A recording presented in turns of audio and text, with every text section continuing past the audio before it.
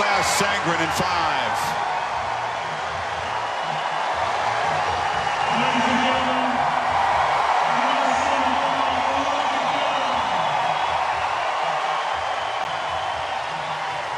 Gives the crowd a bow. But the restraint of the celebration reinforces that his body is ailing. He didn't spend much emotional energy. It wasn't a fiery comeback. It was kind of a grinding, gradual one. And then in that breaker, just finding a way. And Sangren flinched at moments, which unfortunately for him will be the final postscript of what was a pretty great performance for a lot of the afternoon. He flinched in a lot of moments, but now they give him a great hand. He thinks, thanks, now you give me the hand as I leave the court in defeat. It'll sting, and it'll stick with him. Well, you know, Brad, and you mentioned earlier that Rogers never during a match, you know, defaulted, and that, you know, that's quite an amazing thing. And he was going to give this guy credit. You know, he wasn't 100%. It looked like all the world he was going to lose. And let's see what he has to say to Jim Courier.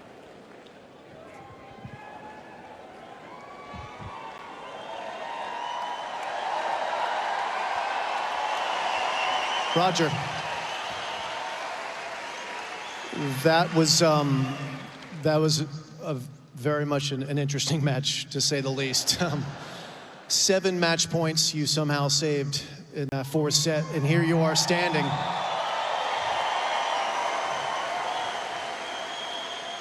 How in the world are you the winner in this match? You gotta get lucky sometimes, I'll tell you that, because in those 7 match points, you're not under control. It might look that way, but I don't know. I was just hoping that maybe he was not going to smash the winner, you know, on that one point, and you just keep the ball in play. And if he does miss 1 or 2, who knows what he's thinking about? But even that, I don't think really mattered. I think he played his match. I think I got incredibly lucky today.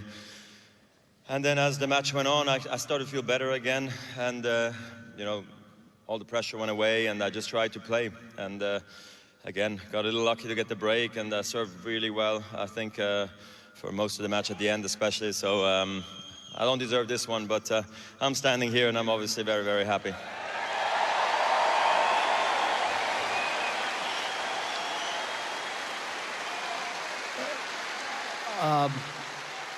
I don't think I'm alone in taking exception to you not deserving this win. A lot of players would have walked off the court. 3-0 in the 3rd set. You went and had a medical treatment. You came back out. You looked hampered. Your serve speeds were way down. Your movement was not what we're used to seeing from you. What were you dealing with? It's been a lot of tennis throughout my life, and sometimes you feel a little bit funny. And I was starting to feel my groin and my leg starting to just tighten up. And I really struggled in defense. And I really don't like calling the trainer ever, because sign of weakness and all that stuff, and I try not to show it. The best is always when it's a groin, you go off court and nobody knows what it is. But at the end, I was like, whatever, I'm gonna have some extra treatment on the leg. People know I'm probably not 100%, but still, I thought it was tennis that was doing really the match. And I just said, like, you know, I believe in miracles. There could be rain, there could be stuff, and I don't know, I just thought it wasn't bad enough where I thought I was going to get worse. It was just stiff and tight and whatever you want to call it, and just let him finish me off in style. And he didn't do that, so incredibly lucky today. I don't even know what time it is.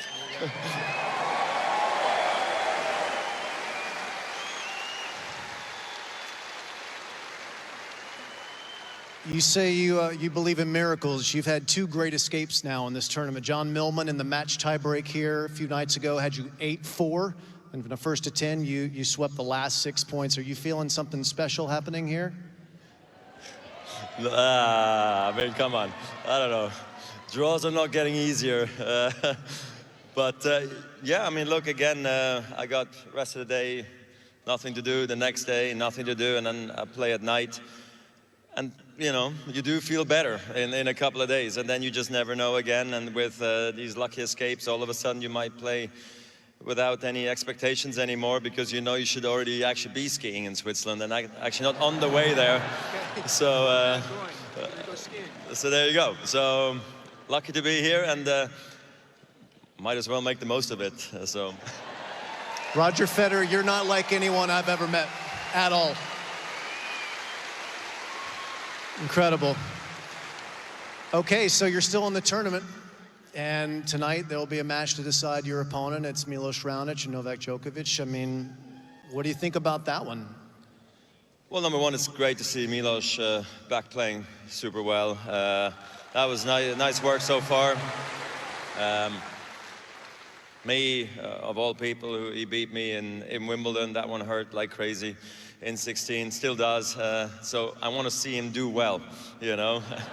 And I don't know, it's nice for him to remind everybody that he does belong up in the rankings and not in the, you know, around 50 or 40. I don't even know where he is.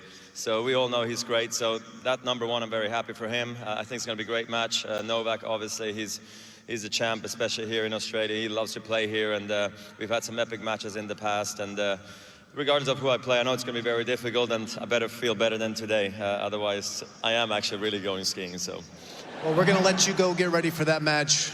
The great escape continues for Roger Federer at the Australian Open. He used the word luck a lot. His voice was quaking in the first part of the interview. Kind of got it together there, but you can tell that he was, I think, a little bit of shock himself, John, that he pulled off the second great escape of this Australian Open. Well, he showed a lot of class and heart just by continuing to battle and, you know, give this guy credit where credit is due. You know, he was going to finish the match. He was going to let the tennis do his thing. Tennis was playing amazingly well. He was under control, serving big, dictating a lot of the points.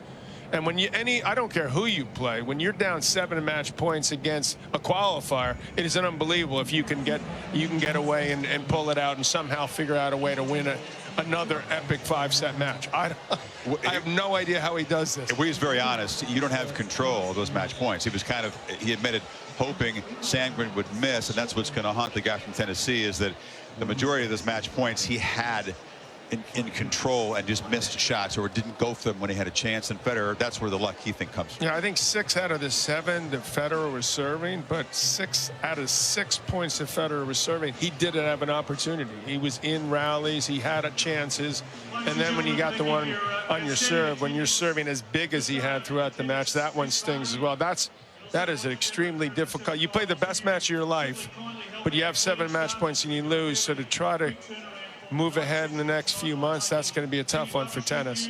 Roger talked about his recovery. He was asked about the next opponent. The match we'll see here, well, very soon. It's supposed to start in 5 minutes. It'll be pushed back. He only talked about Raonic. He didn't talk about Novak Djokovic, because I think he knows if he can't heal up quickly and feel much, much better, his chances wouldn't be great against the defending champion and top seed here. Well, I was glad to hear him talk about Milos. You know, Milos has had a lot of issues with injuries, so it's good to see him playing and moving well. But obviously, he matches up much better against Milos, and he wouldn't have to move that much against him. So I think that it was understandable that he was giving kudos to Milos, and he knows that it's going to be a far more daunting task if and when he probably plays Novak. Novak's never lost to Milos. Spare thought for Sandgren, man. Again, the guy who was been a journeyman, put himself in position, was this close to the win of his life, couldn't get there. Federer answers the question, do you believe in miracles? Yes, he says. Ski vacation put on hold.